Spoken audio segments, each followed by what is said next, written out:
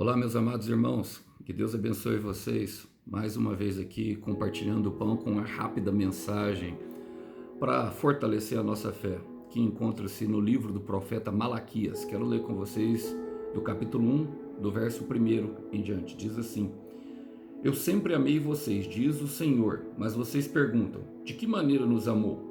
O Senhor respondeu: Foi desta maneira que amei seu antepassado Jacó, mas rejeitei o irmão dele, Esaú. Glória a Deus, irmãos. Nessa introdução do livro do profeta Malaquias, que foi um homem que pregou a uma nação que voltava do exílio babilônico e estava ali num lugar, numa península da Pérsia, ou seja, um período de transição, ainda não tinham adentrado novamente a terra da promessa. Eles justamente chegam com o ensino e também com a resposta de alguns questionamentos, e nós aprendemos algumas coisas sobre esse versículo que eu li. Há uma palavra, irmãos, que ecoa justamente sobre nós, é justamente essa, de que Deus sempre nos amou. Deus sempre, verdadeiramente sempre nos amou, irmão. Ele sempre nos ama e o amor dele é leal. Mas muitas vezes nós não percebemos o amor dele. Muitas vezes andamos e nos sentimos abandonados, nos sentimos rejeitados, justamente durante esse processo que os israelitas estavam vivendo. Os israelitas tinham se apostatado da fé e eles tinham passado pela disciplina de Deus. O livro de Hebreus ou o livro de Tiago, eu não lembro qual, que vai nos falar que quando nós estamos passando pela disciplina, nós não nos sentimos alegres, e é esse o sentimento de rejeição. A pergunta dos israelitas é: de que maneira você nos amou? E é justamente sobre essa resposta que ele quer nos dar, porque essa pergunta ainda ecoa dentro do nosso coração. De que maneira que Deus nos ama? Parece que tudo vai mal, parece que tudo que eu coloco a mão nada dá certo, parece que estou andando em ciclos repetitivos, parece que a minha vida vai de mal a pior desde que eu aceitei a tomar a parte do propósito. Pessoas que eu nem conheço se levantam para me perseguir. Como que Deus pode me amar nisso tudo? Essa é a pergunta, e ele vem falar, irmão. Ele vem falar. Ele fala: o Senhor responde, foi dessa maneira: amei seu antepassado Jacó.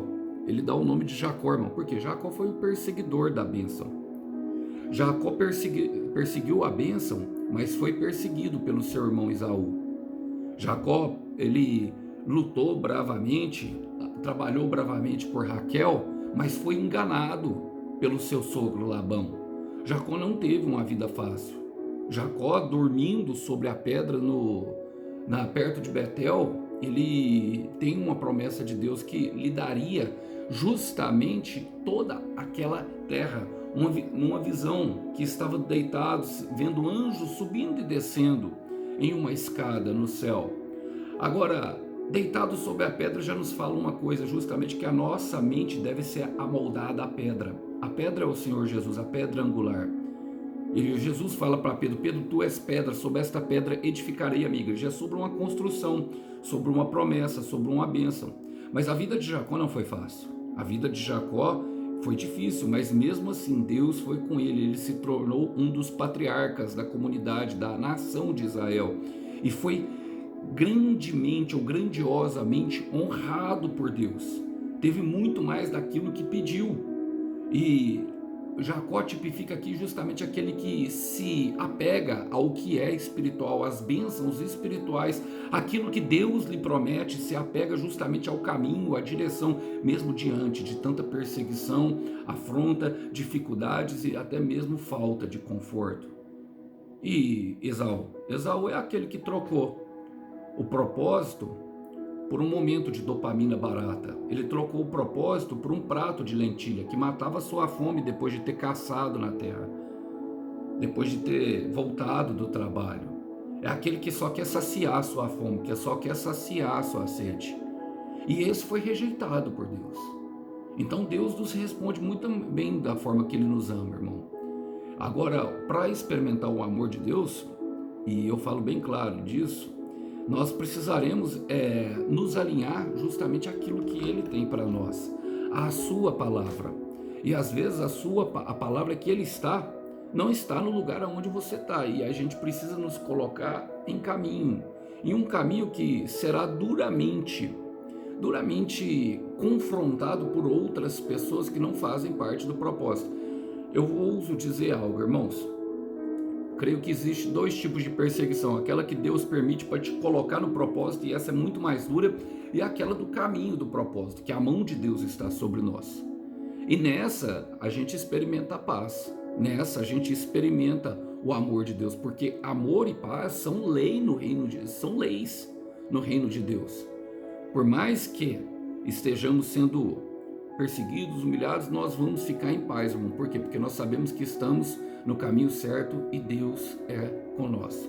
Eu quero terminar com 1 Samuel capítulo 2, versículo 30, que diz: eu honro aqueles que me honram e rejeito aqueles que me rejeitam. Vamos orar por isso? Senhor, eu quero colocar diante de Ti o meu irmão e a minha irmã numa firmeza de propósito, Pai. Queremos que o Senhor, queremos que o Senhor nos fortaleça, nos encoraje cada vez mais a dar passos mais acertados de fé em direção ao propósito, e não venhamos a negar a semente que o Senhor plantou no nosso coração, sabendo que é nesse caminho que nós vamos regar para que ela cresça, para que nós possamos ver a Tua glória através da palavra implantada, para que outros possam experimentar do Teu poder. Não nos deixa acovardar, não nos deixa, Pai, trocar um propósito por um momento de prazer, por um momento em que nós queremos saciar a nossa fome, saciar a nossa sede. Nós queremos ser Jacó e não Esaú, Senhor. Ajuda-nos, é o que nós te pedimos. Pedimos em nome do Senhor Jesus. Meu irmão, sejam fortalecidos no Senhor e no seu forte poder, e tudo lhe irá bem. Que Deus abençoe os irmãos. A paz do Mestre. Tchau, tchau.